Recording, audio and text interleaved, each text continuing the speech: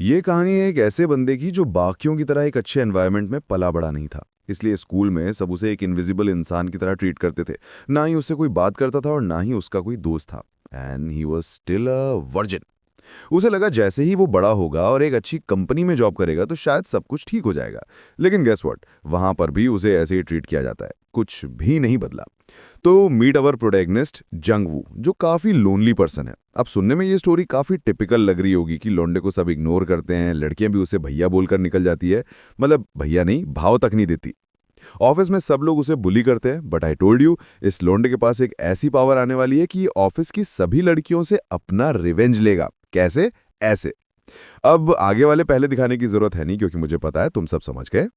Well then let me introduce you to the team leader. और मैं बता रहा हूं, अगर ऐसे टीम लीडर हो ना, बंदे ओवर टाइम क्या, बंदे घर ही ना जाए। खैर, इसका नाम है सीओ मिजो, लेकिन हम इसे मिजो बुलाने वाले हैं। और इस पूरे ऑफिस में ये पहली लड़की है जो हमारे लौंडे को अच्छे से ट्रीट करती है। ऐसा इसे लगता है, because she is a damn bitch. मैं ऐसा क्यों बोल रहा हूं, ये अभी पता पड़ने वाला है। हमारा लौंडा उसके ऑफिस जाता है कुछ रिपोर्ट वगैरह दिखाने के लिए। एंड रिपोर्ट देखते ही मिजो भी लाइक, क्या ये रिपोर्ट तुमने लिखी है? वो बोलता है हाँ, और कौन लिखेगा। एंड नो वंडर, इसलिए ये कचरा है। वो उसके मुंह पर ही बोल देती है कि तुझसे अच्छा काम तो एलिमेंट्री स्कूल के बच्चे कर लेते हैं। And she completely tears up the report और बोलती है कि इसे दोबारा लिख कर लाना और कल मेरे ऑफिस आने से पहले मेरी डेस्क पर रख देना।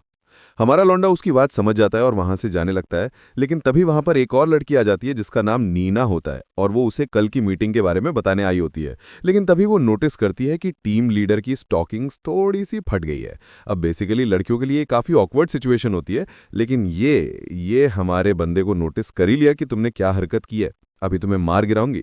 और उसके सामने अपनी स्टॉकिंग उतारती है और बोलती है कि इसे जाते जाते फेंक देना। देख रहे हो कितनी इज्जत है हमारे लौंडे की ऑफिस में। उसे इन सब से इतना गुस्सा आ रहा है कि उसकी ह्यूमिलेशन पीक लेवल पे पहुंच गई है। वो सोच रहा है कि जब उसे मीजो ने अपनी स्टॉकिंग फेंकने को कहा था ना, तब उसे तो वो साइड में रखता और मीजो को उसके ऐसे बिहेव के लिए पनिश करता। वैसे ऐसी पनिशमेंट तो मुझे भी देनी है। खैर, उसके कुछ टाइम बाद उसे काफी भूख लगती है, तो वो कन्वीनियंस स्टोर में कुछ लेने के लिए चला जाता है। वो बाहर आके ड्रिंक कर ही रहा होता है, तभी वो अपने कुछ कलीग्स को देखता है। एंड ऑल्सो वहां पे ये टीम लीडर भी होती है। असल में ये लोग टीम डिनर करके आए थे, लेकिन हमारे बंदे को इन्होंने बुलाया तक नहीं, ऊपर से उसकी बुराई और कर रहे हैं कि अगर वो नहीं होता तो हम कब का ये प्लान कर चुके होते। एंड उनकी बातों में ही हमें पता पड़ता है कि हमारा बंदा जो है वो एक ग्रेजुएशन हायरिंग प्रोग्राम के थ्रू इस कंपनी के अंदर आया था। इसलिए ये लोग उसे अपने बराबर नहीं समझते, और ऑफिस के अंदर उसे जो भी ट्रीटमेंट मिल रहा है ना, वो सब कुछ इस मीसो का ही प्लान है। वो चाहती है कि जंगवू को ऐसा टॉर्चर किया जाए कि वो अपने आप ही जॉब छोड़ दे। इसलिए मैंने इस लड़की को पहले बिच कहा था। हमारा लौंडा भी दूर से ये सारी बातें सुनकर गुस्सा हो रहा होता है, लेकिन इससे पहले कि वो कॉल आउट होता, उसके सामने एक विंडो आ जाती है जिस पर लिखा होता है that this regard has reached it's limit, और वो अवेकन हो गया है एज एन आउटसाइडर। उसे समझ नहीं आता कि सारा ये क्या बवाल है, लेकिन जैसे ही वो विंडो को छूता है वो गायब हो जाता है। और इधर मीजो और उसके कलीग्स को भी कुछ अजीब साउंड आता है, लेकिन उन्हें लगता है कि शायद कोई पियर्ड आदमी होगा, सो दे इग्नोर इट। लेकिन हमारा लौंडा मीसो के बिल्कुल सामने खड़ा हुआ है और वो उसे नोटिस तक नहीं कर पा रही है। एक्चुअली हुआ क्या, जंगू ने जैसे ही उस विंडो को टच किया तो उसका आउटसाइडर मोड जो है एक्टिवेट हो गया, जिस वजह से वो इनविजिबल बन गया है। देखा जाए तो ऐसी पावर मेरे पास भी होनी चाहिए। But I have a question for you. अगर तुम लोगों को ये पावर मिलती तो तुम सबसे पहले किसके रूम में जाते? मुझे पता है कि तुम साले सोच क्या रहे हो। खैर, उसके बाद मीजो को ऑफिस में कुछ काम होता है तो वो सभी को बाय बोलकर निकल जाती है। एंड गेस व्हाट, अब हमारा लौंडा क्या करेगा? हम सब नोट आउट रखे हैं। हाँ, जो तुम सोच रहे हो वही होने वाला है। एनीवेज, मीजो ऑफिस पहुंचती है और देखती है कि साला ये जंगवू फिर से भाग गया, पर जनवो तो उसके पीछे ही खड़ा हुआ है। वो साला पूरे टाइम मीशो के पीछे घूम रहा है। एंड अब टाइम है स्पेशल पावर का सही यूज करने का। मी ने उसे जितनी बार भी टॉर्चर किया है ना, वो सबका बदला लेगा। और कैसे? उसके पॉम दबाकर। And I feel this panel बंदा अपनी पावर का पूरा यूज कर रहा है। मीजू के तो पल्ले नहीं पड़ रहा है कि ये सब कुछ हो क्या रहा है, लेकिन वो फील कर सकती है कि कोई उसे छू रहा है। वैसे तो ये बताने की जरूरत है नहीं, लेकिन आगे जो होने वाला है उसमें फीलिंग मैटर करती है ब्रो। फिर बंदा अपनी क्लैश शुरू करता, उससे पहले वहां पर एक और टीम लीडर आ जाती है। And she also awesome. Well, इसका नाम चेबॉल है, जो हमारी हेरियन है। हमारी केसे जुनू की टीम लीडर से कुछ बात करने के लिए आई है, लेकिन वो तो अभी भी उस फीलिंग के बारे में सोच रही है कि वो सब क्या था। चेबॉन उससे पूछती है कि क्या कल के लिए टीम 3 जो प्रेजेंटेशन प्रिपेयर कर रही है, वो सब कुछ ठीक से चल रही है क्या। अब इससे पहले कि मीजू कुछ बोल पाती, हमारा लौंडा फिर से उसके पॉम दबा देता है, लेकिन इस बार आगे वाले नहीं, पीछे वाले। वो सोच रहा है कि कहाँ मैं मजे के मूड में था और ये बीच में आ गई। एनीवेज, फिर मीजू बड़ी ऑकवर्ड तरीके से रिप्लाई देती है कि प्रेजेंटेशन में कोई भी प्रॉब्लम नहीं है, और वैसे भी तुम्हें कल सब कुछ पता पड़ जाएगा, तब तक वेट करो। और पीछे हमारा लौंडा स्टिल कंटिन्यू। खैर फिर ये दोनों ऐसी बातें वगैरह करती है और बातों बातों में हमारे जनू का टॉपिक भी छिड़ जाता है। चेबोन उससे बोलती है कि मैं देख रही थी कि वो इतनी लेट तक फाइल ऑर्गेनाइज कर रहा था। क्या ऐसे यंगेस्ट एम्प्लॉय का ऐसे कड़क काम करना सही है क्या? बताओ भाई, हमारे लौंडे को कुछ पता भी नहीं था और उसे गधा मजदूरी कराई जा रही थी। उसे इतना गुस्सा आ रहा है कि ही जस्ट स्लैपर, गाल पर नहीं कहीं और। वो भी एकदम खींच के मारा है कि वो गिरी जाती है। चेबोन उसे उठाने की कोशिश करती है, लेकिन देन शी नोटिस कि तूने पी रखी है, इतनी क्यों पीनी जब खुद को कंट्रोल ही नहीं कर सकते।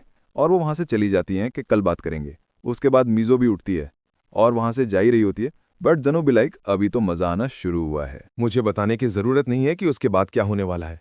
हाँ नो यू नो, बंदा अपना पहला सेशन स्टार्ट करता है और अपने वर्जिनिटी का टैग हटाता है। एनीवेज, इस सेशन के बीच में हमें मीजो के बारे में कुछ पता पड़ता है। लाइक उसकी जो प्रोफेशनल स्किल थी ना, वो काफी तगड़ी थी, जिस वजह से वो इतनी छोटी उम्र में ही टीम लीडर बन गई थी। और यहाँ तक कि कंपनी के काफी सारे लौंडे उसे एडमायर करते थे। लेकिन वो कहते हैं ना कि लॉटरी सिर्फ एक ही को ही लग सकती है, and this time it's our man. देख रहे हो कैसे खुश हो रहा है लौंडा। लेकिन ये खुशी ज्यादा देर तक नहीं टिकने वाली, क्योंकि आउटसाइडर मोड की एक लिमिट भी होती है जो अब खत्म हो चुकी है। और हमारा लौंडा भी नोटिस कर लेता है कि उसकी पावर धीरे धीरे खत्म हो रही है। दैट्स वाई उसे ये सेशन यहीं पर खत्म करना पड़ता है। लेकिन उसे डर लग रहा है कि शायद उसे मीजो ने देख लिया है। एनीवेज, फिर अगला दिन आता है एंड अगेन ऑफिस में हमारे लौंडे से कोई बात नहीं करता। यहाँ तक कि कुछ लड़कियां उसकी बुराई तक कर रही होती है। इन्हें जाकर कोई बताओ कि हमारे लौंडे से पंगा लेना भारी पड़ सकता है। उन्हें भारी क्या, वो उनके पैर भारी कर देगा। पर तभी मीजो उसके सामने आ जाती है and just look at this beautiful view. मैं ज्यादा ऊपर नहीं ले सकता वरना यूट्यूब पॉलिसी यू नो। वो से बोलती है कि जल्दी से मीटिंग रूम में आ जाओ। अब जंगवू को लगा कि शायद कल रात करते वक्त मीजी ने उसे देख लिया था, इसलिए वो डरा हुआ है। वैसे देखा जाए तो मीजो को उस रात के बारे में ही बात करनी है, मतलब उसने देखा नहीं, पर उसे जंगवू पर डाउट है।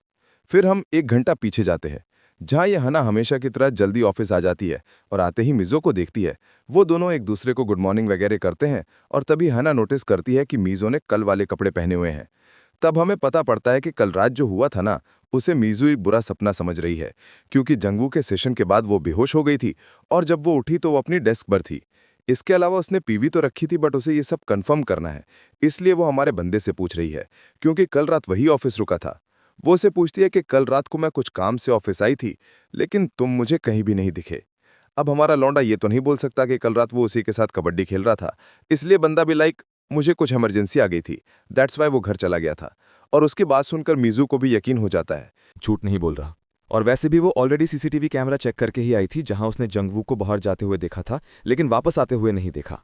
एंड नाउ शी अंडरस्टैंड कि इसके पीछे जंगवू नहीं था, तो वो उसे जाने को बोलती है। पर जब वो जा रहा होता है, उसे गेट पर हेना मिल जाती है, जिसे कुछ अजीब सी आवाज आई थी, इसलिए वो चेक करने के लिए आई है। लेकिन मीजो उसे बोलती है कि नहीं, हम तो बस काम की बातें कर रहे थे, और वो हमारे लौंडे से कल जो असाइनमेंट दिया था ना, वो मांगती है। पर साला ये कल इतना ज्यादा खुश था कि असाइनमेंट पूरा करना ही भूल गया। एक तो वैसे ही मीजो हमारे बंदे से चिढ़ती है, और ऊपर से जब उसने काम पूरा नहीं किया तो वो उसे पूरे ऑफिस के सामने सुना देती है। एंड नाउ हमारा बंदा भी लाइक आई नीड रिवेंज। खैर अब टाइम है मीजो की प्रेजेंटेशंस का। वो सभी को ग्रीट करती है और अपनी प्रेजेंटेशन शुरू करती है। एंड गेस वॉट, हमारा बंदा अभी कहाँ होगा और वो कैसे रिवेंज लेगा? हाँ, मुझे पता है तुम क्या सोच रहे हो, अभी वही होने वाला है।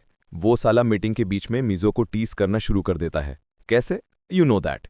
लौंडे का प्लान सिंपल है, सबके सामने एम जोकी लेना, और मैं बता रहा हूं मैं इस पूरे सीन को एंजॉय कर रहा हूं। एक तो सामने इतने सारे लोग हैं और ऊपर से मीजो की पूरी बॉडी सेंसिटिव हो गई है, उसके मुंह से ठीक से वर्ड तक नहीं निकल रहे, एंड हमारा लौंडा स्टिल कंटिन्यू। खैर फिर कैसे ना कैसे करके वो अपनी प्रेजेंटेशन खत्म करती है और सीधा वॉशरूम चली जाती है। उसे बिल्कुल भी समझ नहीं आ रहा कि उसके साथ ये सब कुछ क्यों हो रहा है, बट इन सब की वजह से उसकी बॉडी में सेंसेशन जाग चुकी है। एंड यू नो कि अब आगे क्या होने वाला है, but you would not have expected that. हमारा लौंडा उसके सामने खड़ा होकर ये सब कुछ देख रहा है, एंड फिर जो सेंसेशन उसकी वजह से हो रही है, बंदा उसकी पूरी रिस्पॉन्सिबिलिटी लेता है। और कैसे लेता है, मैं I can't show that panel. Well, उनका ये सेशन चल ही रहा होता है, तभी कुछ लड़कियां वॉशरूम के अंदर आ जाती हैं, जिसमें से एक हेना भी होती है। और तब हमें पता पड़ता है कि टीम 1 की लीडर यानी चेवॉन असल में प्रेसिडेंट की डॉटर है, और उसका मीजो से 36 का आंकड़ा है। फिर अपना सेशन खत्म करने के बाद जैसे ही हमारा बंदा बाहर जाता है, उसे ये हेना देख लेती है। लो भाई, बंदा एक्सपोज हो गया। उसके बाद वो अपने घर जा रहा होता है और सोच रहा होता है कि ये आउटसाइडर मोड तो काफी तगड़ा है, जिसका यूज वो किसी को भी ह्यूमिलेट करने के लिए कर सकता है और कोई उसे पकड़ भी नहीं पाएगा। और उसका अब एक ही गोल है, अपनी लाइफ को कंप्लीटली चेंज करना। लेकिन तभी हम देखते हैं कि ये हेना अभी भी उसका पीछा कर रही है। I don't know why, but I smell it. यहां से कहानी में काफी तगड़ा ट्विस्ट आने वाला है। वेल उसके बाद अगला दिन आता है और हमारे बंदे को आउटसाइडर मोड के बारे में काफ़ी चीज़ें पता पड़ी हैं। लाइक ये बस 2 घंटे तक ही काम करता है और एक बार जब इसका टाइम पूरा हो जाता है तब ये ऑटोमेटिक बंद हो जाता है, और साथ ही एक कूल डाउन टाइम भी है। इसीलिए हमारा लोंडा सोच रहा है कि अब उसे लेवल अप करना ही पड़ेगा क्योंकि 2 घंटे भी उसे कम लग रहे हैं। साला हब्सी मानुस। बट देन ही रियलाइजेस कि उसे केवल मीजो से नहीं बल्कि पूरे ऑफिस से बदला लेना है। वो ये सब सोच ही रहा होता है, तभी वहां पर हिना आ जाती है जो उसे बोलती है कि क्या हम 2 मिनट बात कर सकते हैं। अब तुम्हें लग रहा होगा कि कल जो वॉशरूम में हुआ उसे उसके बारे में बात करनी है, लेकिन नहीं, वो हमारे लौंडे को वार्निंग देने के लिए आई है कि जब टीम लीडर आज छुट्टी पर है तो ऑफिस के कुछ लोग तुम्हारे साथ मिसबिहेव कर सकते हैं, और अगर ऐसा हो तो सीधे मेरे पास आ जाना। एंड ये सुनकर जंगवू भी लाइक, ये लड़की इतनी बुरी भी नहीं है। अबे बुरी वो चुड़ैलों की माँ है। उसके बाद जब वो अपना सारा काम खत्म करके घर जा ही रहा होता है उसे फिर से हिना मिल जाती है and both of them decide let's have a drink together.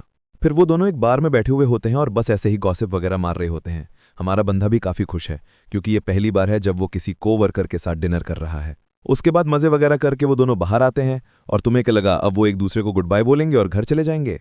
हाँ जी घंटा, अभी तो रात बाकी है।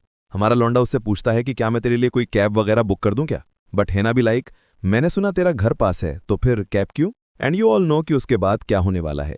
उसकी बची कुची रात लौंडे के घर पर कटती है और देख रहे हो लौंडे को इस बार इनविजिबल होने की जरूरत भी नहीं पड़ी। वो दोनों अपना कर ही रहे होते हैं तभी हिना बोलती है let's do something even better. और कैसे? ऐसे बंदे को बांध ही दिया उसने। एंड देन ये डैम बिच अपना फोन निकालती है और हमारे लौंडे की ऐसी हालत में फोटो खींच लेती है। मतलब वो यहां पर पूरी प्लानिंग करके आई थी। वो उसे बोलती है कि मैंने देखा है कि तुम मीजो के साथ वॉशरूम में क्या कर रहा था। उसे पता है क्या लग रहा है कि हमारा बंदा जो है वो मीजो को ब्लैकमेल कर रहा है,